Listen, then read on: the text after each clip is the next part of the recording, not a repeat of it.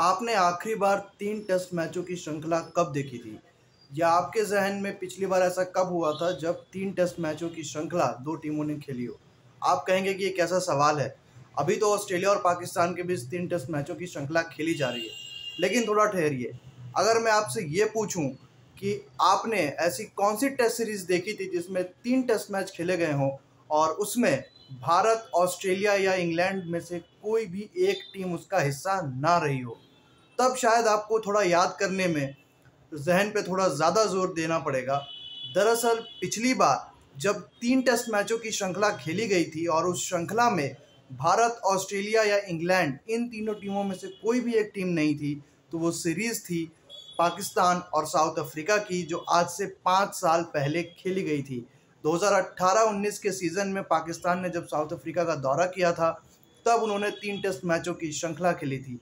इसके बाद कोई भी एक ऐसी टीम नहीं थी भारत, ऑस्ट्रेलिया और इंग्लैंड को छोड़ कर के जिसने इस अवधि में कम से कम 3 टेस्ट मैचों की श्रृंखला खेली हो। हम इस पे चर्चा क्यों कर रहे हैं? दरअसल ये 3 टेस्ट मैचों की श्रृंखला या किसी श्रृंखला में टेस्ट मैचों की संख्या जो कनेक्शन है, वो टेस्ट क्रिकेट के भविष्य से जुड़ा हुआ है। ऐसा हम नहीं कह रहे हैं, बल्कि क्रिकेट ऑस्ट्रेलिया के सीईओ निक हॉकले ने अपने एक बयान में ये बात कही है कि अगर टेस्ट क्रिकेट के भविष्य को सुरक्षित रखना है, तब भारत, ऑस्ट्रेलिया और इंग्लैंड इन 3 टीमों को छोड़ करके जो बाकी अन्य टीमें हैं, उन्हें भी कम से कम 3 टेस्ट मैचों की श्रृंखला खेलनी होगी। निक हॉकले ने अपने बयान में ये भी कहा है कि जो अन्य टीमें हैं उनके लिए ऐसा संभव नहीं हो पाता कि वो 3 टेस्ट मैचों की श्रृंखला इतनी लंबी श्रृंखला खेल पाएँ। उसके पीछे कई सारी वजह है। एक तो रिवेन्यू मॉडल भी है कि अन्य टीमों के पास ऐसी सुविधा नहीं होती कि वो टेस्ट मैचों के ज़रिए उतना रेवेन्यू हासिल कर पाएँ। कहीं न कहीं उनका ये बयान सही भी है, क्योंकि जितना कॉस्ट टेस्ट, टी20 और वनडे मैच को करने में या उसको आयोजित करने में लगता है, उतना रेवेन्यू वनडे और टी20 की तुलना में टेस्ट मैचों से नहीं आ पाता। तो इसी वजह से जो कई सारी टीमें हैं, वो उनका ज़्यादातर ध्यान टी20 या यूँ कहें कि छोटे फॉर्मेट पर होता है। तो यही वजह है कि अन्य टीमें हमें उतनी ज़्यादा टेस्ट श्रृंखलाएँ खेलते हुए नहीं दिखाई देती। अगर हम भारत और साउथ अफ्रीका की मौजूदा सीरीज़ की बात करें, तो इसमें भी सिर्फ 2 टेस्ट मैच खेले जा रहे हैं। इसके पीछे जो सबसे बड़ी वजह है वो ये है कि कुछ ही दिनों बाद एस-ए-20 लीग का दूसरा सीज़न शुरू होने वाला है। पहला सीज़न इसका पिछले साल खेला गया था, जो कि बहुत ज़्यादा सफल रहा। तो इस बार भी एस-ए-20 लीग खेली जानी है। ऐसे में साउथ अफ्रीका और भारत जो हैं, वो हमें 2 टेस्ट मैचों की श्रृंखला खेलते हुए नज़र आ रहे हैं।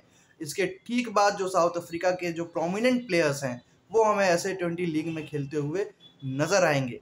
लेकिन क्या टेस्ट मैचों की संख्या को कम करना ही एक हल है, ताकि जो अन्य क्रिकेट बोर्ड्स हैं वो अपना रेवेन्यू उतना जनरेट कर पाएँ?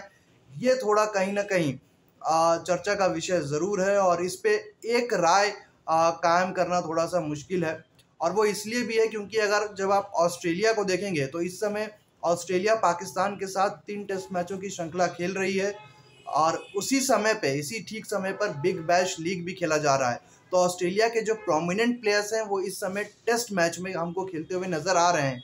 तो ऐसे में अगर क्रिकेट बोर्ड्स चाहें, तो ऐसा हो सकता है कि उनके प्रोमिनेंट प्लेयर्स जो लीग क्रिकेट है उससे ज़्यादा टेस्ट को ज़्यादा तरजीह देते हुए दिखाई दें।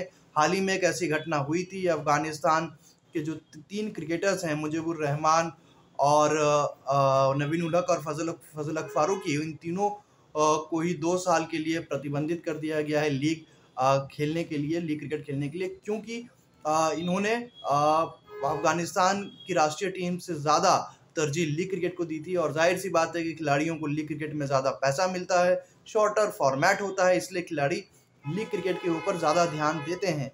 तो ऐसे में कहीं न कहीं क्रिकेट बोर्ड्स को आपस में चर्चा करने की ज़रूरत है कि कैसे एक जो विंडो होता है क्रिकेट टूर्नामेंट्स का, जो अलग जो लीग फ्रेंचाइजी क्रिकेट है, चाहे अंतर्राष्ट्रीय क्रिकेट है या चाहे टेस्ट मैचों की बात है, तो इनका विंडो निर्धारित करना बेहद ज़रूरी है, क्योंकि एक ही कैलेंडर ईयर में कई सारे फ्रेंचाइजी क्रिकेट खेली जाती हैं। पहले बिग बैश लीग और आईपीएल ही हुआ करते थे, लेकिन अब जो है काफ़ी सारे फ्रेंचाइजी क्रिकेट है हमारे सामने, CPL खेली जाती है, फिर उसके बाद SA-20 लीग ही पिछले साल आया है, फिर उसके बाद IL T20 भी खेला जा रहा है और PSL भी है पाकिस्तान में। तो इतनी सारी फ्रेंचाइजीज क्रिकेट हैं और इनके लिए अलग अलग विंडो ही होते हैं और दुनिया भर के प्लेयर्स जाकर के उसमें खेलते हैं। तो कहीं ना कहीं फ्रेंचाइजी अगर टेस्ट क्रिकेट को बचाना है या उसका भविष्य सुरक्षित करना है तो कहीं ना कहीं फ्रेंचाइजी क्रिकेट को लेकर के भी चर्चा करने की ज़रूरत है, क्योंकि बिना इसके टेस्ट क्रिकेट के भविष्य को सुरक्षित करना संभव नहीं है।